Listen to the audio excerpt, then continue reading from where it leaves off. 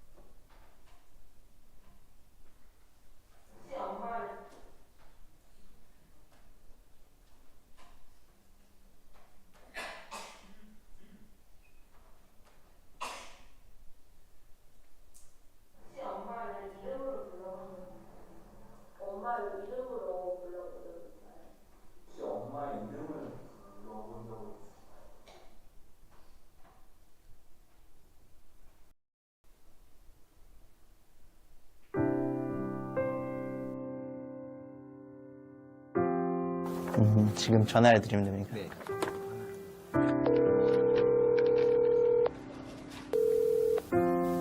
아니 아빠랑 전화를 해야 돼 지금.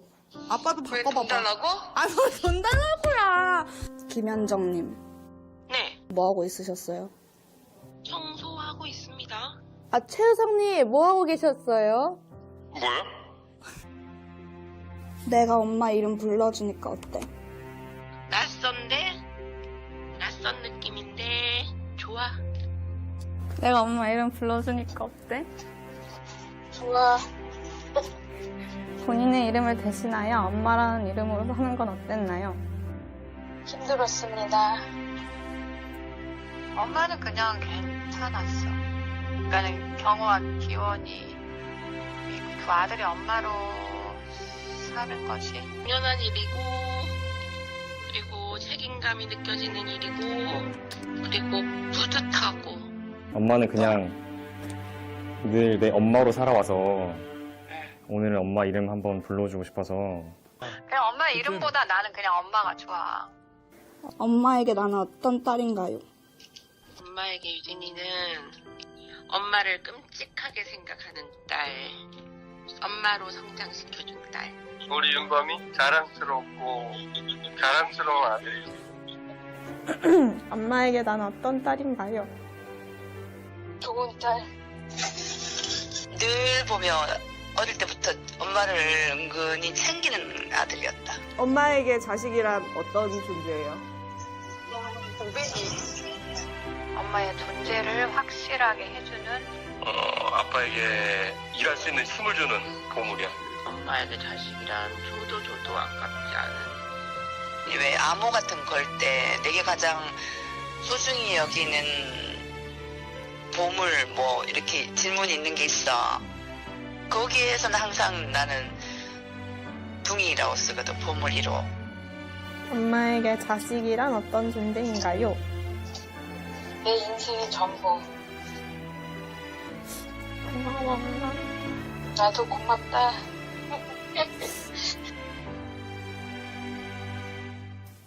그냥 엄마가 너무 당연해가지고. 이렇게 막상 불러보니까 엄마가 많이 헌신하면서 살아오셨구나 생각을 했어요.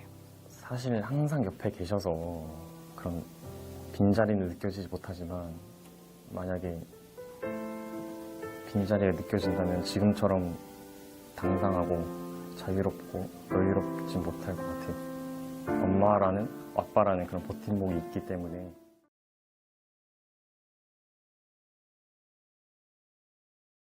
자, 지금은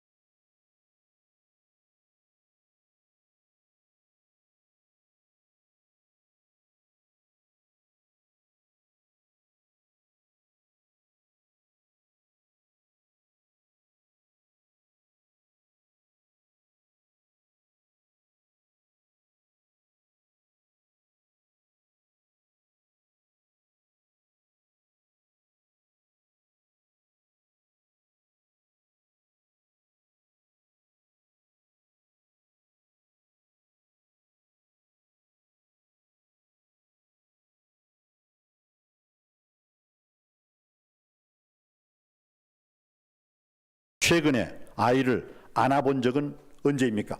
맨날 안아주는데 뭐 맨날. 네 번째 질문. 아이의 자는 모습을 지켜본 적이 언제입니까요? 항상 지켜보지. 자기 아이가 잘 자는지 안 자는지. 다섯 번째 질문. 당신의 차에, 핸드폰에, 책상 서랍 속에 아이의 사진이 몇 장이나 있습니까? 많아요. 지갑 열면 책장, 차 안에. 그런데 이상합니다. 이제 그 아이 대신에 아빠, 엄마를 집어넣었어요. 아버지, 어머니. 아버지, 어머니에게 사랑한다는 말은 몇 번 해봤습니까? 띵, 멍. 두 번째. 아버지, 어머니가 제일 좋아하는 음식이 무엇입니까? 쓰는 사람도 있었지만 그걸 못 써요. 세 번째 질문. 아버지, 어머니의 자는 모습을 몇 번이나 지켜보았습니까? 이것도 그 40대 아버지들이 갸우뚱, 기우뚱거려요.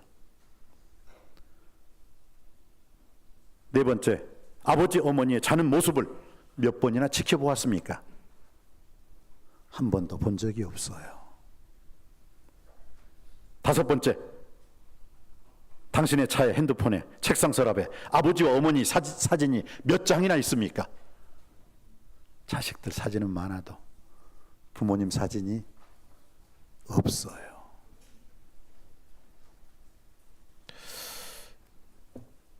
부모 공경, 내 부모를 공경하라. 이것은 시한부 계명입니다. 부모님이 살아 계실 때만 부모님을 공경할 수 있기 때문입니다. 그래서 이건 타임 센시티브한 계명입니다. 왜 부모를 공경해야 됩니까? 생명을 우리에게 주셨기 때문입니다. 저희 아버지 어머니께서 저에게 생명을 주시지 않았다면 저는 지금 이 자리에서 여러분과 함께 할 수 없습니다. 생명을 주셨기 때문에 부모님은 당연 존중받아야 되고 공경의 대상입니다. 두 번째, 왜 부모를 공경해야 되나요? 내 아버지와 어머니를 공경하라. 이는 약속이 있는 첫 계명이라고 했습니다. 이건 성경에 나와 있어요. 출애굽기 20장 10계명에 5계명에, 신명기 5장 역시 10계명 5계명에 나와 있습니다. 하나님의 명령이기 때문입니다. 그런데 거기에 단서가 붙습니다. 공경하라 말씀하셨지 그 외에 다른 단서가 붙어 있지 않다는 거예요. 즉 공경받을 만한 부모이기에, 자녀를 위해서 기도해 주셨던 부모이기에, 존중받을 만한, 인정받을 만한 부모이기에 공경하라. 그런 말이 없어요. 공경받지 못하고 나를 잘 키워주지 못했고 다른 사람들에게 손가락질 받는 그런 상황에 있을지라도 그냥 내 부모를 공경하라 했지, 내 부모가 이럴 때 공경하고 저럴 때는 부모를 멸시하고 무시하라 그런 말씀이 없습니다. 그냥 내 부모를 공경하라. 생명을 주셨기 때문에, 하나님의 명령이기 때문에 내 부모를 공경하라. 이는 내가 땅에서 잘 되고 장수하리라. 우리는 이 말씀 앞에 분명히 바로 설 줄 알아야 됩니다. 성경에 돌로 쳐 죽이라 라는 말씀이 있는데, 첫 번째, 안식일을 거역하면 돌로 쳐 죽이라. 그래서 신명기에 보니까 안식일 날 나무하러 갔어요. 도끼로 탁 나무를 하는데 나무를 팍 찍으니까 그 도끼날이 하나님 말씀을 불순종해서 이제 도끼날에 핑 돌더니만 그 사람을 팍 때려가지고 죽어버렸네요. 안식일을 지켜 거룩하게 행하라. 안식일을 지키지 않으면 돌로 쳐 죽이라라는 명령을 했습니다. 두 번째, 간음하였을 때. 그래서 요한복음 8장에 보니까 간음, 현장에 간음하다는 여인을 사람들이 뭘로요? 돌로 쳐 죽이려고. 그것은 율법에 그렇게 명령했기 때문에. 세 번째 이 말씀은 좀 돌로 쳐 죽이라는 말씀. 세 번째는 뭐냐? 신명기 21장 18절로 21절입니다. 우리 다 같이 한번 신명기 21장 18절로 21절 말씀까지 한번 우리 스크린에 나와 있는 그 말씀 그대로 한번 다 같이 읽어보시겠습니다. 시작.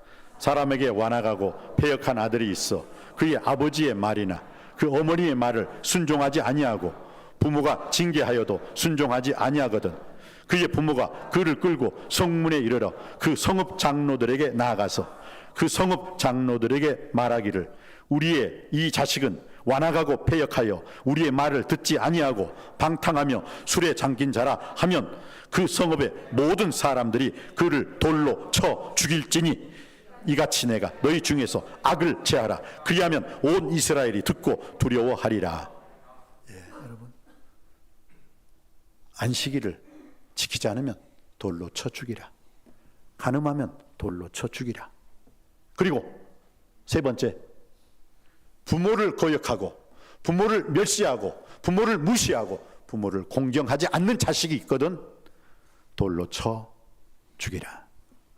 이게 율법입니다. 여러분이 읽으신 신명기 21장 18절에서 21절에 분명히 나와 있습니다. 하나님 말씀이기 때문에 하나님 말씀대로 지켜야 되고 하나님 말씀대로 따라야 될 줄 믿습니다.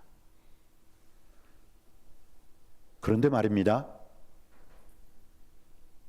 이 명령을 하나님이 내리셨고 이 명령대로 그대로 준행해야 되는데 이스라엘 자식들 중에서는 한 사람도 지금껏 한 사람도 죽은 사람이 없대요. 그만큼 이스라엘 그 자녀들이 부모님을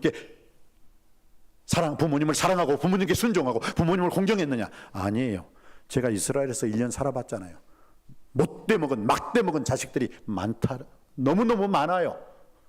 오히려 우리 동방 이어지군 우리 한국 사람들이 더 효자가 더 많아. 제가 이스라엘에 살아봐서 그걸 눈으로 봤거든요. 근데 왜 한 사람도 죽지 않았어요? 왜요? 이유가 있습니다. 사람에게 완악하고 패역한 아들이 있어 그의 아버지의 말이나 그 어머니의 말을 순종하지 아니하고 부모가 징계하여도 순종하지 아니하거든 그의 부모가 고소 고발하는 대상이 누구냐? 그의 부모가 고소해야 되는 거예요. 그의 부모가 재판장에 고발해야 되는 거예요. 그런데 그의 부모가 못돼 먹은 자식, 부모에게 손찌검하고 부모님을 공경하지 않고 부모님께 순종하지 않는 자식이 뻔히 있는데도 그의 부모가 고소하질 않아요. 고발하질 않는 거예요. 그래서 죽은 사람이 한 사람도 없어요. 이게 부모님의 마음 아니겠습니까? 성경에는 이렇게 나와 있습니다.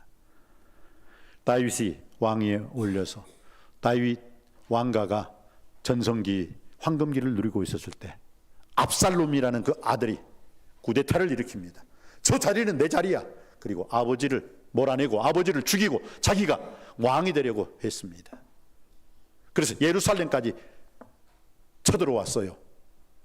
그 순간이 얼마나 당황했던지 다윗은 신발도 제대로 신지 못하고 울면서 기브온 산을 넘어갔다고 했어요. 그러면서도 그의 부하 장수들에게 뭐라고 말한지 아십니까? 만약에 저 압살롬의 쿠데타란을 진압하기 위해서 정식 군대가 재편되어서 예루살렘에 치러 올라가거든. 부탁이야. 내 아들 압살롬만은 살려주게. 내 아들 압살롬만은 죽이지 말아야 돼. 내 아들 압살롬은 제발 살려주어. 근데 요압 장군이 죽여버렸거든. 이게 부모 마음이에요. 나를 죽이려고 하고 나의 왕자를 빼앗으려고 하고 아버지의 이름을 더럽히는 그 자식이 있다 손치더라도 내 아들 압살롬은 살려주시게들 하면서 자기 부하 장수들에게 그렇게 간곡하게 부탁했던 다윗의 마음, 이게 오늘 우리 어버이들의 마음이 아니겠습니까? 누가복음 15장에는 탕자의 비유가 있습니다. 어떻습니까? 아버지, 나에게 돌아올 유산 주세요. 여러분, 이스라엘 사람들도 마찬가지입니다. 유산은 아버지가 죽고 난 다음에 주는 거예요. 그런데 아버지가 버젓이 건강하게 살아있는데도 불구하고 아버지 앞에 당당하게 나아가지고, 아버지, 내게 올 유산을 지금 내게 주소서. 지금 달란 말입니다. 아버지 죽고 난 다음에 주는 게 아니라 지금 달란 말입니다. 저 같았으면 벌써 나갔어요. 원투 스트레이트 레프트 라이트 어퍼컷 하면서 너 같은 놈 필요 없어. 내가 자식 잘못 키웠구나 하고 나가! 라고 했을 거예요.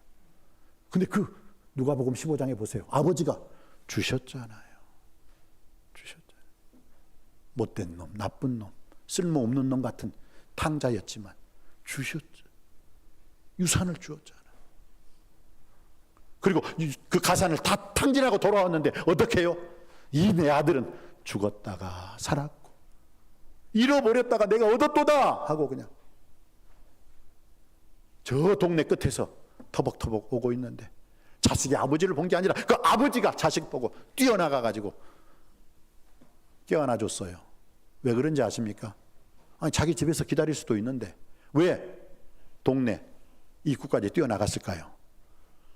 동네에 들어오다가 다른 동네 주민들이 봤을 때 저놈 지 아버지 돌아가시도 않는데 유산 가지고 가 돌로 쳐서 죽일까 봐 먼저 뛰어간 거예요. 먼저 뛰어가서 자기 아들을 팍 껴안아 버린 거예요. 그래서 탕자가 산 거예요. 사랑하는 성도 여러분, 오늘 주신 말씀을 통해서 자녀들아, 주 안에서 부모님께 순종하라. 내 아버지와 어머니를 공경하라. 이는 내가 잘되고 땅에서 장수하리라. 이 말씀 지킴으로 말미암아 이 말씀 안에 주시고자 하는 놀라운 축복을 다 받아 누리시는 여러분의 복된 인생 되시기를 주님의 이름으로 축복합니다. 기도하시겠습니다. 은혜가 풍성하신 아버지 하나님, 오늘 주신 말씀을 통해 생명을 주셨기 때문에 부모님을 공경하고 사랑하게 하시고, 이것이 하나님의 명령이요 하나님의 말씀이기 때문에 하나님 말씀대로 살게 하여 주옵소서. 예수님의 이름으로 기도드립니다. 아멘. 봉헌 찬송하시겠습니다.